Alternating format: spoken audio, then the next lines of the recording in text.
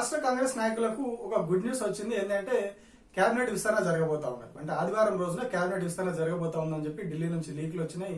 Already Raj Bhavan కూడా దీని మీద సమాచారం వచ్చినట్టు తెలుస్తా ఉంది. అయితే ఇది కొందరికే గుడ్ న్యూస్. మిగతా వాళ్ళ పరిస్థితి ఏంటి అంటే కేవలం ఒక ముగ్గురునే తీసుకుంటామని చెప్పి అధిష్టానం నుంచి సూచనలు వచ్చినాయని చెప్పి తెలుస్తా ఉన్నారు. సో ఆ ముగ్గురిని తీసుకుంటే మరి మిగతా వాళ్ళ పరిస్థితి ఏంది, ఎవరెవరికి ఏం జరగబోతా ఉన్నది అనేది మనం ఈ వీడియోలో చూద్దాం. మొత్తం 18 మంది రాష్ట్ర కేబినెట్ లో ఉండే అవకాశం ఉన్నది. కానీ ఇప్పటివరకు కేవలం 12 మంది ఉన్నారు. ఇంకొక 6 భర్తీ చేయాల్సి ఉంది. దీని మీద ఏడాదిన్నరగా కసరత్తు నడుస్తూనే ఉన్నది. మధ్యలో రేవంత్ రెడ్డి ఎప్పుడు ఢిల్లీ పోయినా కూడా ఆ కేబినెట్ విస్తరణ జరుగుతుంది నేడో రేపు అన్నట్టుగానే ప్రచారం జరిగింది. కానీ ఇప్పటివరకు అది జరగలేదు. అది అట్లే పెండింగ్ లో ఉంది. లాస్ట్ గా గతంలో ఒకసారి జరగాల్సి ఉంది కానీ జానారెడ్డి లేఖతో ఆగిందనే చర్చ కూడా జరిగింది. సో ఇప్పుడు కొత్తగా మళ్ళీ రేపు జరగబోతా ఉంది కన్ఫర్మ్ ఇప్పుడు అని చెప్పి ఆల్రెడీ రాజ్భవన్ కూడా సమాచారం వచ్చినట్టు తెలుస్తా ఉంది. అయితే ఇందులో చాలా మంది ఆశావాహులు ఉన్నారు కేబినెట్ పదవుల కోసం. మరి వాళ్ళలో ఎవరెవరికి హ్యాండ్ ఇస్తారు, ఎవరైనా బయటి పార్టీల నుంచి వస్తున్నారా అనేది ఇప్పుడు హాట్ టాపిక్. ఎందుకంటే V6 channel owner Vivek Venkataswamy కూడా మంత్రి పదవి ఆశిస్తా ఉన్నారు. కోమటిరెడ్డి రాజగోపాల్ రెడ్డి ఆశిస్తా ఉన్నారు. విజయశాంతికి ఆల్రెడీ మంత్రి పదవి ఆఫర్ ఇచ్చే ఎమ్మెల్సీ ఇచ్చిరని చెప్పి కూడా ప్రచారం ఉన్నది. గతంలో ప్రొఫెసర్ కోదండరాం రెడ్డి కూడా మంత్రి పదవి కోసం ఆశపడ్డారు ఆయన. సో అట్లాగే మల్రెడ్డి రంగారెడ్డి ఆయన ముందు నుంచి కూడా బలంగా వాదన వినిపిస్తా ఉన్నాడు. నాకు మంత్రి పదవి ఇవ్వాలి, హైదరాబాద్ రంగారెడ్డి జిల్లాల నుంచి మంత్రులు లేరు కాబట్టి నాకు మంత్రి పదవి ఇవ్వాలని చెప్పి ఆయన అడుగుతా ఉన్నారు. మాదిగ సామాజిక వర్గం నుంచి ఇంకోరికి ఇవ్వాలని చెప్పేసి మందుల సామేల్ గతంలో ప్రెస్ మీట్ పెట్టి బహిరంగంగానే సొంత ప్రభుత్వం మీద విమర్శలు చేసిండు. సో ఇట్లా ఇంకా చాలా మంది మంత్రి పదవుల కోసం కొట్లాడుతా ఉన్నారు కాంగ్రెస్ పార్టీలు. సో మరి ఇప్పుడు ఏ ముగ్గురికి ఇవ్వబోతా ఉన్నారు? ఎవరైతే V6 channel owner Vivek Venkataswamy ఉన్నాడో ఆయనకు మంత్రి పదవి కంటే కూడా స్పీకర్ పదవి ఇచ్చే అవకాశం ఉందని చెప్పి చెప్తా ఉన్నారు.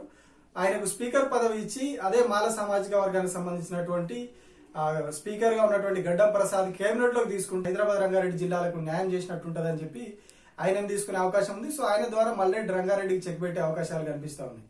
సో అట్లే విజయశాంతి పేరు కూడా ఉన్నది అని చెప్తా ఉన్నారు.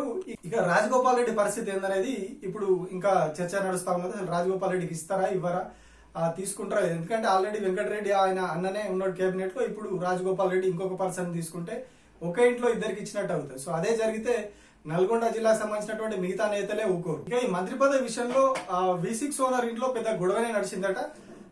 ఏదైతే ఇప్పుడు తండ్రి కొడుకుల మధ్య కూడా దూరం పెరిగిందని చెప్పి చెప్తా ఉన్నారు. ఎందుకంటే ఆయన మంత్రి పదవి కావాలని చెప్పి ప్రభుత్వానికి మద్దతు తెలుపుతా ఉన్నారు.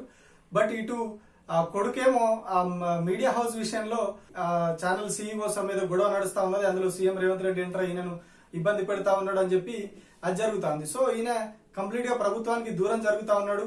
ఆయన మీద కాంగ్రెస్ పార్టీ సంబంధించినటువంటి నాయకులు మంత్రులే ఆయనకు వ్యతిరేకంగా మాట్లాడుతూ ఉన్నారు.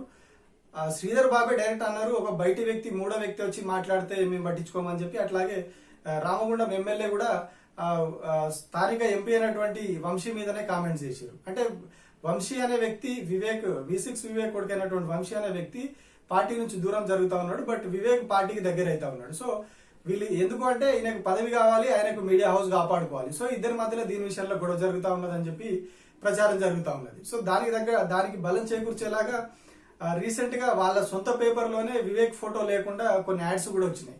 వంశీ ఏడాది పదవి కాలం పూర్తయిన సందర్భంగా ఇచ్చినటువంటి యాడ్స్ లో ఆయన తండ్రి ఫోటోనే లేదు. అంటే మంత్రి పదవి కోసం జరుగుతున్నటువంటి యుద్ధం ఏ స్థాయికి చేరిందో అర్థం చేసుకోవచ్చు. ఒక్క పరిస్థితి ఇట్లుంటే ఇంకా చాలా మంది మంత్రి పదవి కోసం వెంపర్లాడుతా ఉన్నారు కాంగ్రెస్ లో.